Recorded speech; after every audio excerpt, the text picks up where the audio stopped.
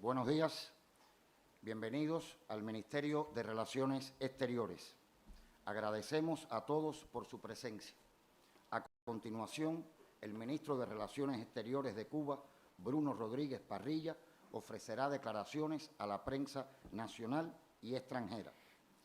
Estas declaraciones están siendo transmitidas por Cuba Visión Internacional, Canal Caribe, Radio Habana Cuba, Radio Rebelde y por el canal de YouTube de la Cancillería. Se encuentran presentes ministros y televidentes y radioyentes, 26 corresponsales de 18 medios de prensa acreditados y en tránsito de 13 países, así como representantes de los medios de la prensa nacional. Ministro, tiene usted la palabra, por favor. Muchas gracias. Agradezco a todos su presencia. Debo denunciar que el gobierno de los Estados Unidos ha decidido excluir a la República de Cuba de los preparativos de la 9ª Cumbre de las Américas que se producirá en Los Ángeles del 8 al 10 de junio y que ejerce en estos momentos presiones extremas sobre numerosos gobiernos de la región que se oponen de manera privada y respetuosa a dicha exclusión. El gobierno de los Estados Unidos engaña a la opinión pública y a los gobiernos del hemisferio diciendo que aún no ha decidido sobre las invitaciones. Insto respetuosamente al secretario de Estado Blinken a que diga de manera honesta si Cuba será invitada o no a la 9ª Cumbre de las Américas. Un eje principal, según los preparativos del evento, será la salud. Y debo informar a nuestro pueblo y a la opinión pública internacional que en estos momentos se negocia de forma opaca, con bastantes elementos neoliberales y con muchas carencias en relación con las necesidades reales de los pueblos respecto a la pandemia de COVID-19, a las causas estructurales de sistemas de salud precarios que llevaron a consecuencias trágicas y provocaron un número extremadamente alto de muertes en nuestro hemisferio, incluidos los Estados Unidos de América, y que evade la cooperación sustancial y los financiamientos elementales para poder abordar esas secuelas, que se negocia en estos momentos de manera opaca un llamado plan de acción en salud y de resiliencia de las Américas hasta el año 2030. Debo decir que estas negociaciones se sostienen de manera oscura con la exclusión de Cuba y de otros Estados miembros de la Organización Panamericana de la Salud que participan en estos procesos en contravención a sus propios mandatos. Cuba, siempre de manera modesta, pero altruista y persistente, ha brindado las posibilidades de cooperación internacional en materia de salud que es reconocida a escala mundial. Las vacunas latinoamericanas de la COVID son cubanas. Las brigadas médicas que atendieron la emergencia de la COVID en la región, en el hemisferio, en más de 50 países del planeta, han sido cubanas. La presencia médica cubana ante desastres naturales y epidemias anteriores, la disposición de decenas de miles de becas de medicina para jóvenes de bajos ingresos latinoamericanos, caribeños y estadounidenses, la existencia de la Escuela Latinoamericana de Medicina en La Habana, la Operación Milagro, que devolvió la vista a millones de personas de bajos ingresos, la capacidad de Cuba de establecer cooperación, transferir tecnología de punta, aportar productos farmacéuticos, vacunas y tratamientos novedosos, la capacidad de compartir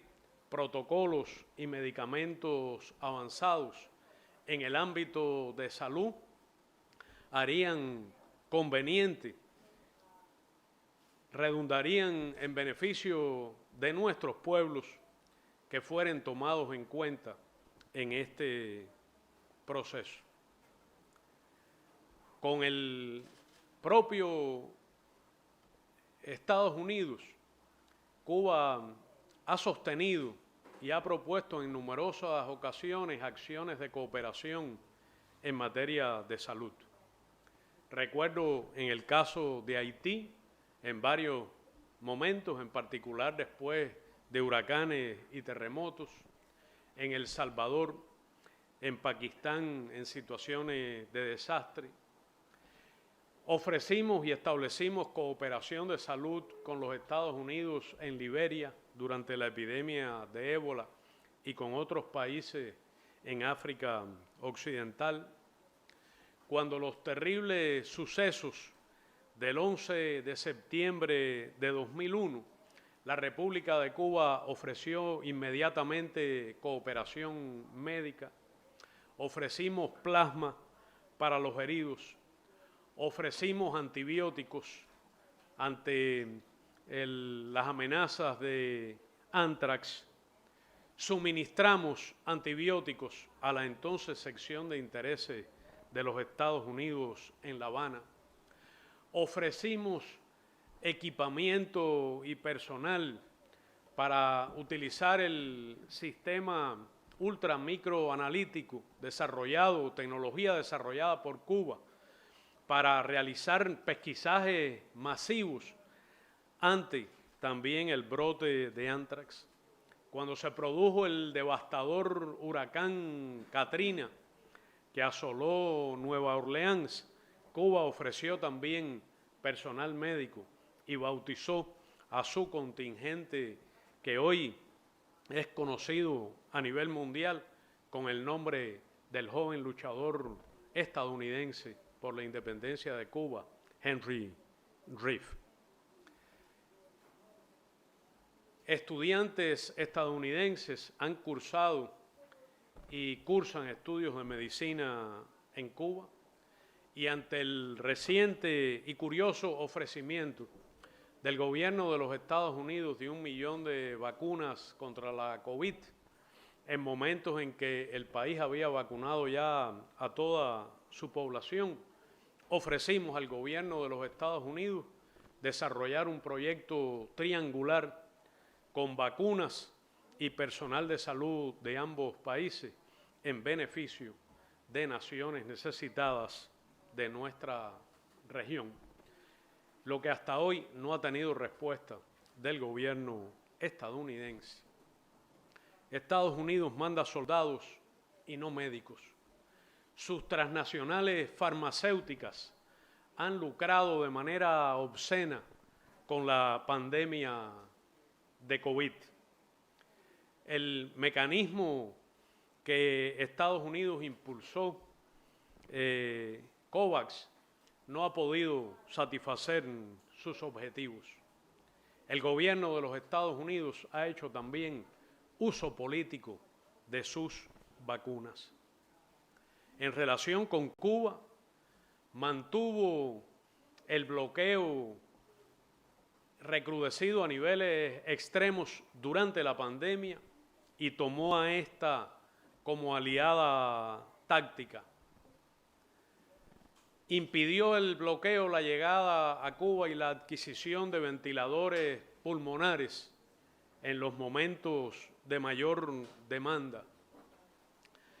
Dificultó la adquisición de materiales y suministros indispensables para el escalado industrial de las vacunas cubanas contra la COVID, y quedó claramente establecido durante los días de la crisis de suministro de oxígeno en nuestro país, en el momento pico de la pandemia, como resultado de una avería de nuestra planta principal, que para importar oxígeno de los Estados Unidos hacen falta licencias específicas y satisfacer excepciones al bloqueo.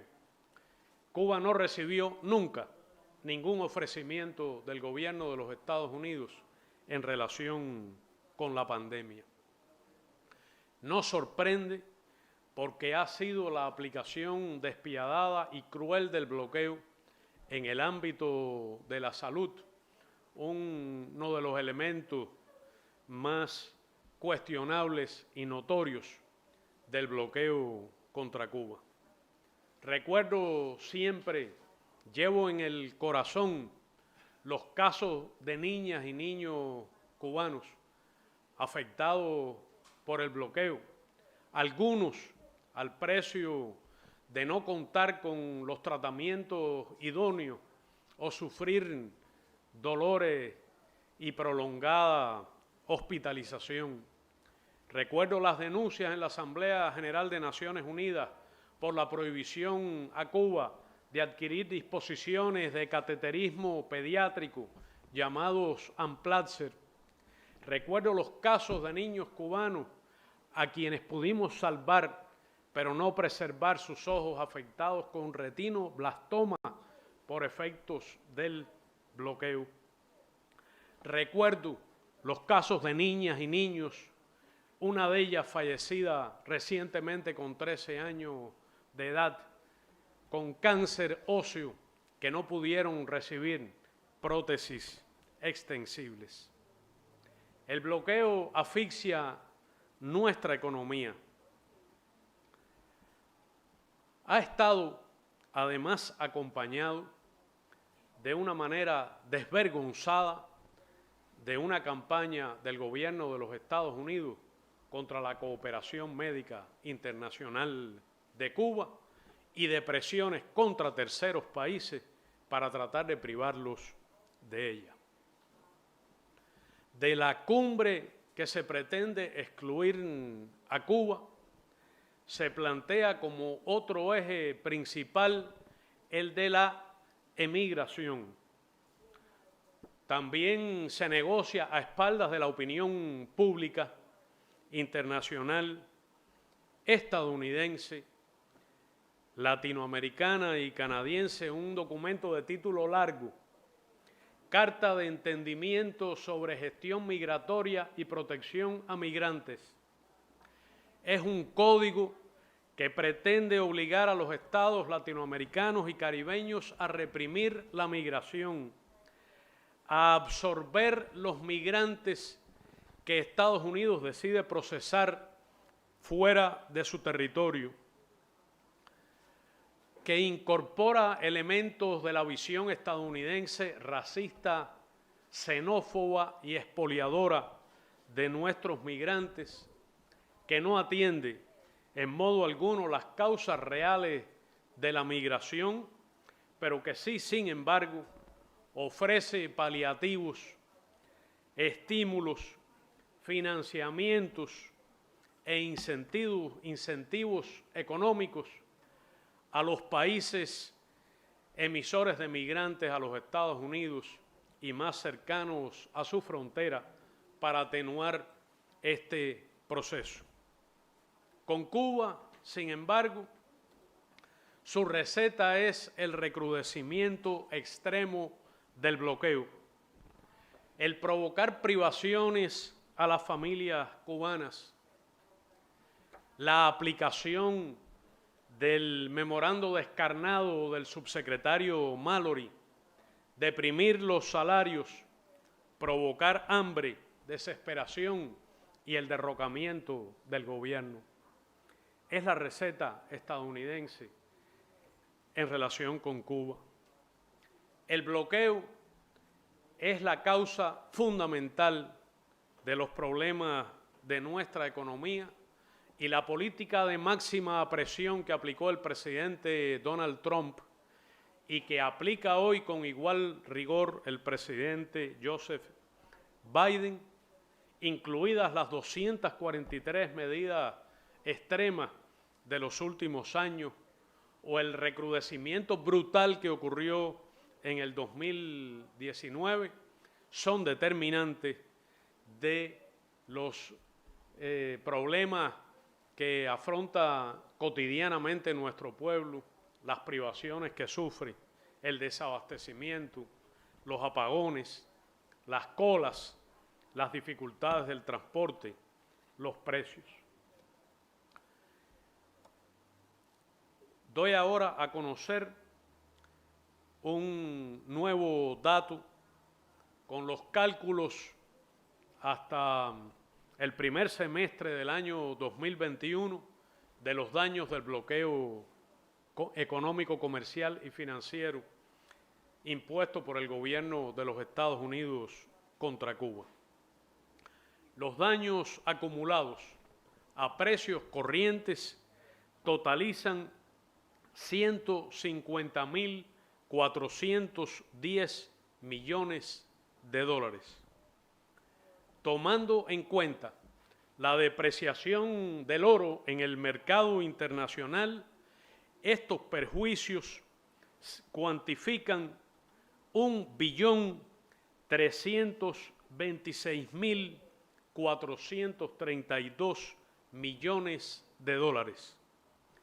1 millón de millones más 326.432 millones de dólares para una economía pequeña y subdesarrollada como la cubana. Más de 12 millones de dólares diarios, más de 365 millones de dólares mensuales es el impacto del bloqueo. Y claro que esta realidad se refleja también en la vida cotidiana de todas nuestras familias y claro que es también una de las causas de la inmigración desde Cuba, que como en todas partes es fundamentalmente económica.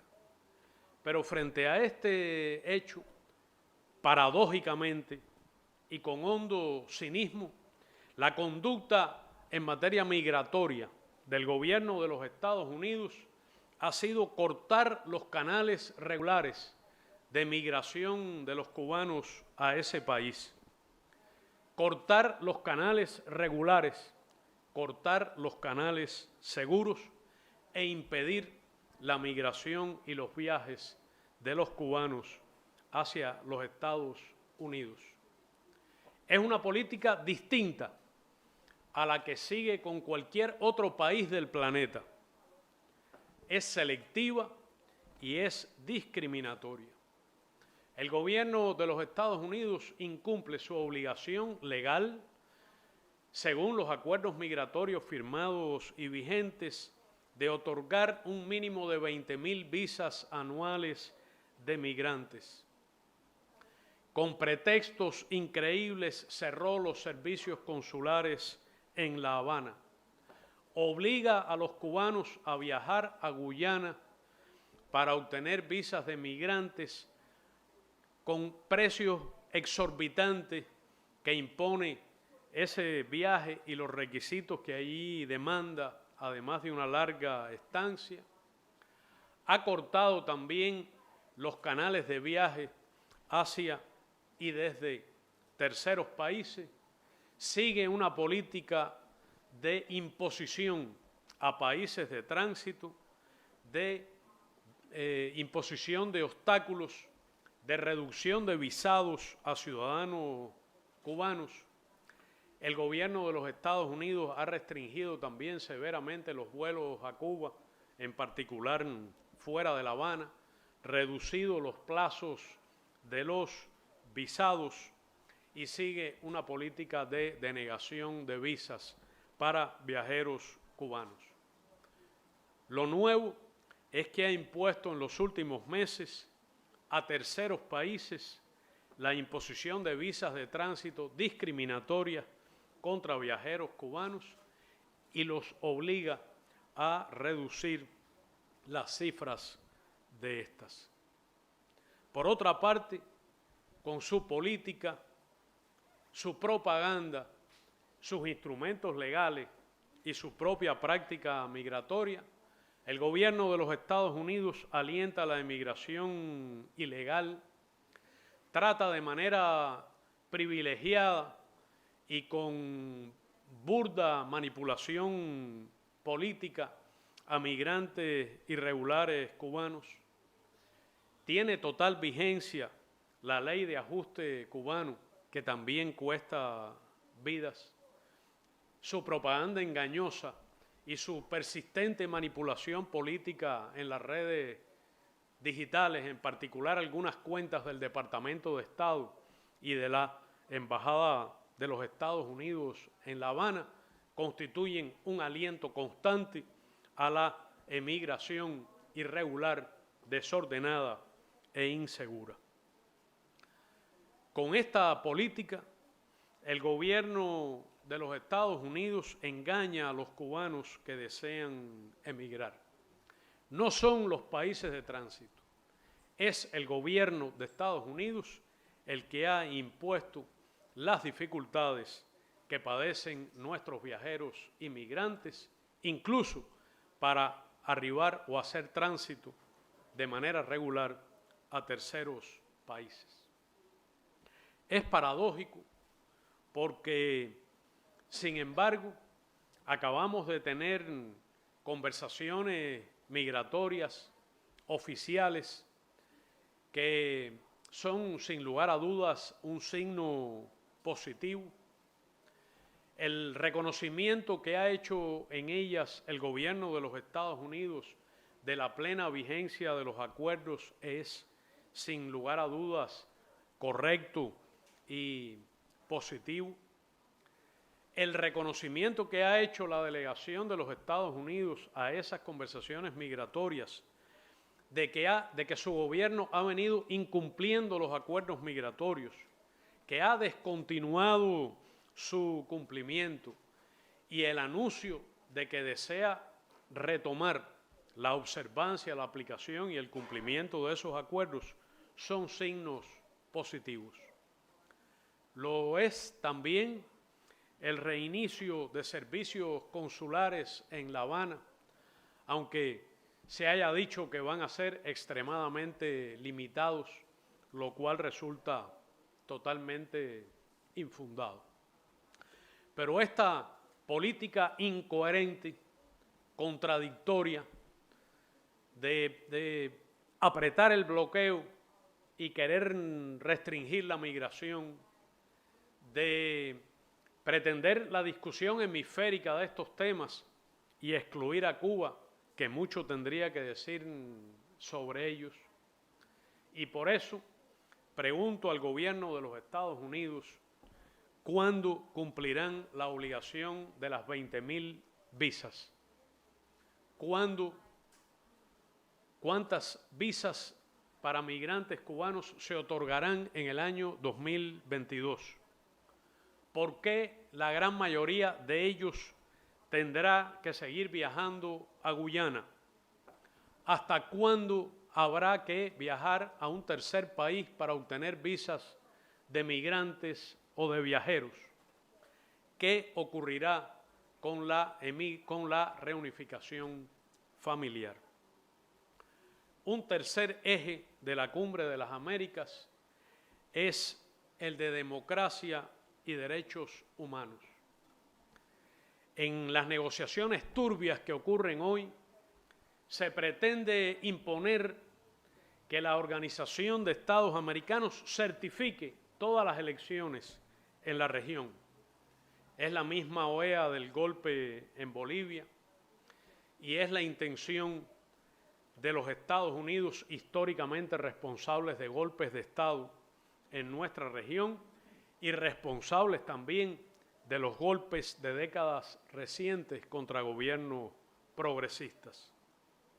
¿Cómo puede producirse una cumbre centrada en la democracia, habiendo excluido por capricho arbitrario del anfitrión a determinados países de América Latina y el Caribe? Algo más antidemocrático puede ocurrirse a alguien.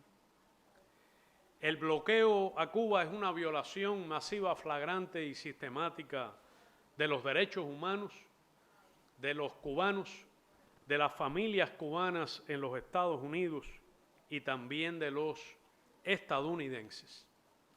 Estados Unidos no tiene autoridad moral alguna para erigirse en modelo en esta materia ni para criticar a otros.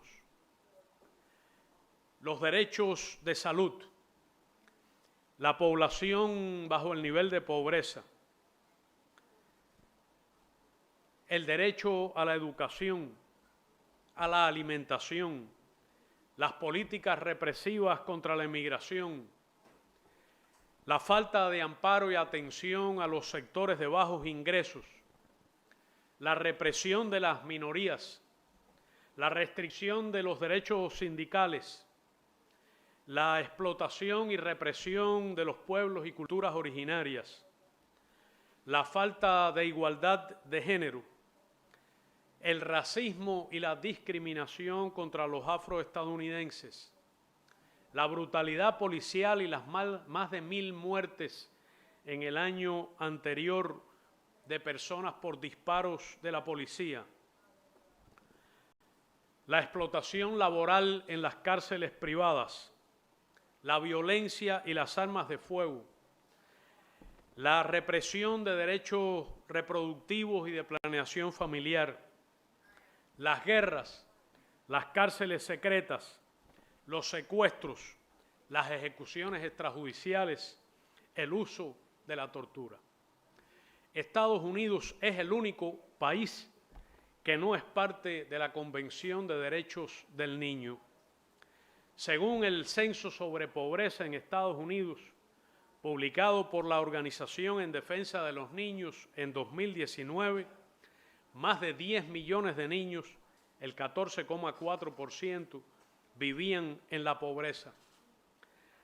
Casi la mitad en condiciones de extrema pobreza. El 71% de los niños estadounidenses que viven en la pobreza son negros. 4,4 millones de niños sin atención ni seguro médico.